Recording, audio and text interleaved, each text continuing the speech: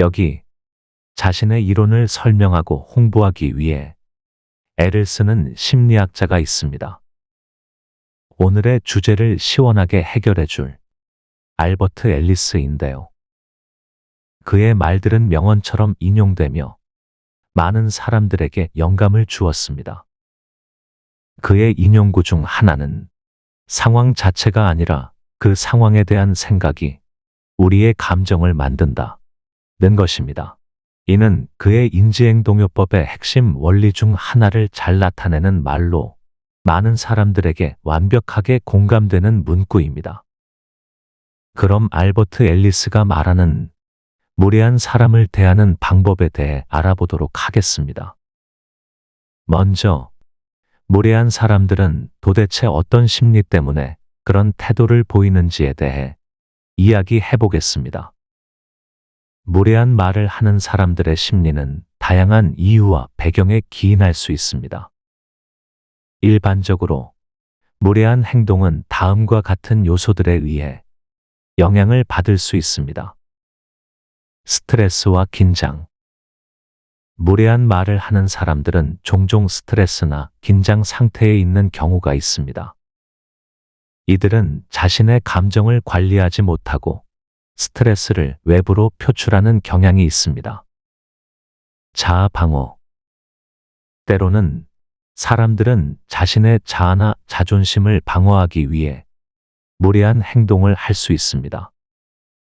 자신을 방어하기 위해 상대방을 공격하거나 비난하는 것이 그 예입니다. 의사소통 문제.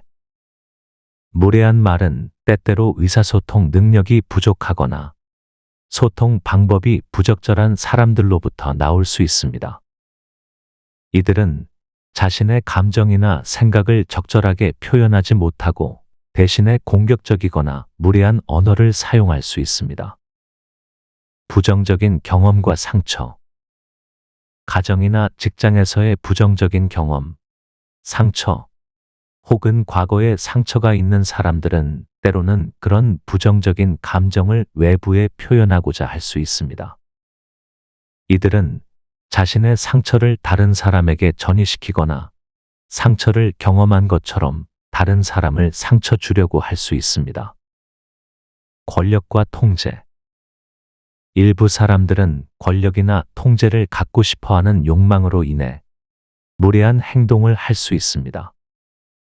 이들은 다른 사람을 지배하거나 컨트롤하기 위해 무례한 언어나 행동을 사용할 수 있습니다.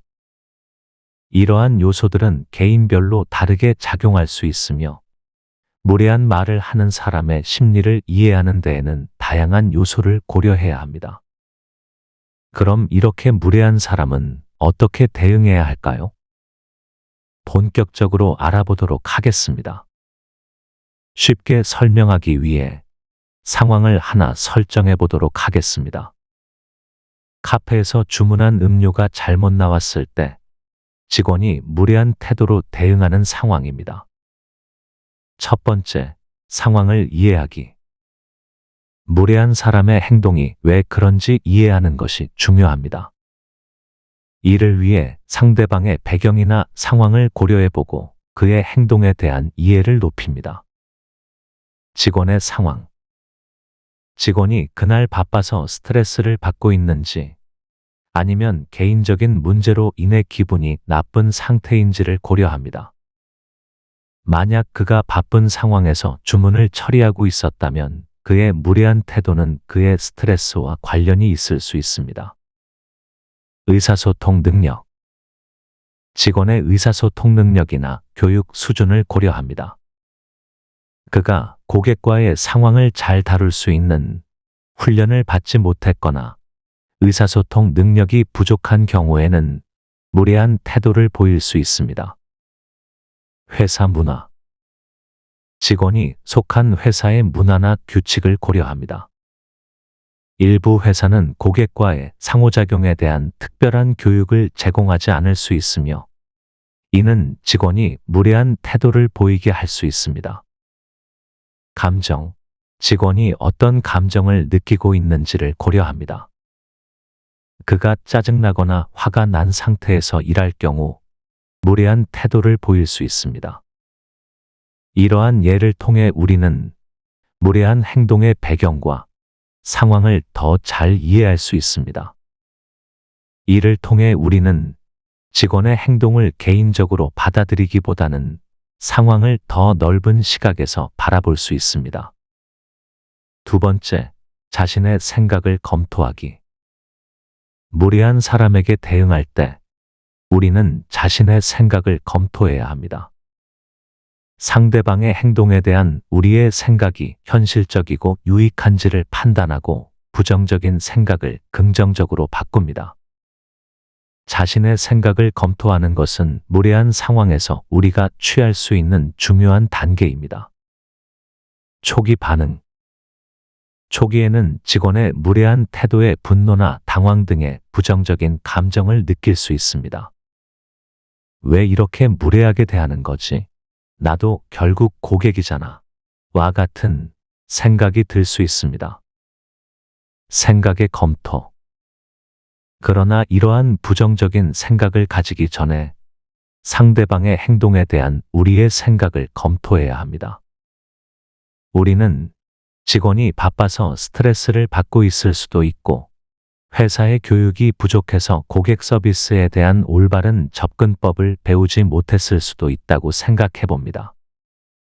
또한 직원의 무례한 행동이 실제로 우리에게 얼마나 영향을 미칠 수 있는지를 고려해 봅니다. 이 작은 불편함이 우리의 일상에 큰 영향을 미치는 것일까요?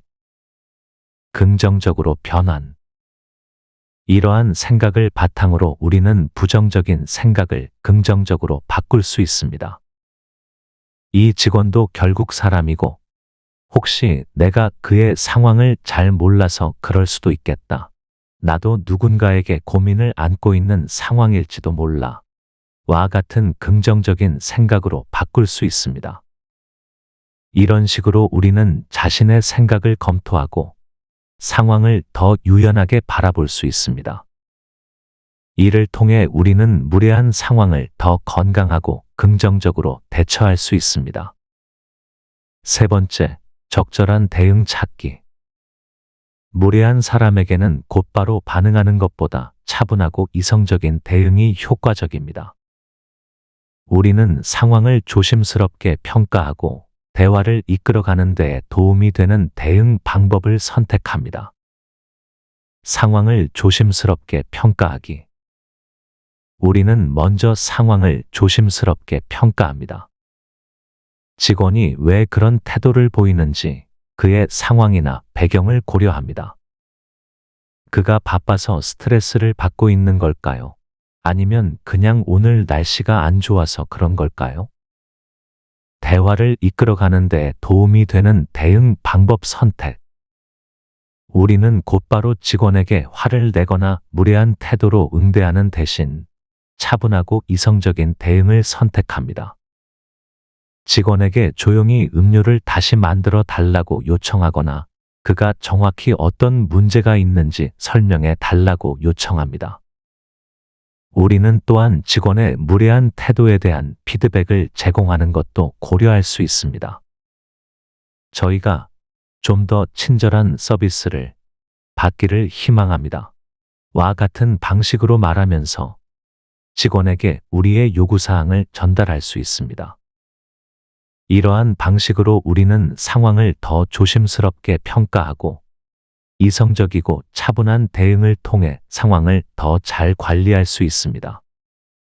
이를 통해 우리는 무례한 상황을 더 건강하고 긍정적으로 대처할 수 있습니다. 네 번째, 자기 관리. 무례한 사람과의 상황에서는 감정을 조절하고 자신을 보호하는 것이 중요합니다. 우리는 자신의 감정을 관리하고 상대방의 행동에 과도하게 반응하지 않도록 합니다. 감정을 조절하기. 우리는 먼저 자신의 감정을 조절합니다. 직원의 무례한 태도에 분노나 당황을 느끼더라도 우리는 이를 조절하고 과도한 감정의 흐름에 휩싸이지 않도록 합니다. 감정을 조절하기 위해 깊게 숨을 들이쉬거나 짧은 휴식을 취하며 감정을 다독이는 등의 방법을 사용할 수 있습니다. 자신을 보호하기. 우리는 무례한 상황에서 자신을 보호하는 것이 중요합니다. 직원의 무례한 태도에 지나치게 반응하거나 감정의 흐름에 휩싸이는 것은 자신에게 해로울 수 있습니다. 이를 방지하기 위해 우리는 상황을 다루는 동안 자신의 가치를 인정하고 직원의 행동에 과도하게 반응하지 않도록 합니다. 상황을 관리하기. 감정을 조절하고 자신을 보호하는 동시에 우리는 상황을 더 잘 관리할 수 있도록 노력합니다. 직원에게 차분하게 요청을 전달하거나 필요한 경우 상황을 더 잘 관리할 수 있는 방법을 찾습니다. 이러한 방식으로 우리는 무례한 상황에서도 감정을 조절하고 자신을 보호하면서 상황을 더 잘 관리할 수 있습니다. 이를 통해 우리는 자신에게 더 나은 경험을 제공하고 무례한 상황에 더 효과적으로 대처할 수 있습니다. 이러한 방법들을 통해 우리는 무례한 사람에게 더 건강하고 효과적으로 대처할 수 있습니다. 앨리스의 이론은 자기 통제와 긍정적인 변화를 통해 어떤 상황에서도 적응하고 성장할 수 있음을 강조하고 있습니다. 도움이 되셨다면 구독과 좋아요 눌러주세요. 저에게 큰 힘이 됩니다.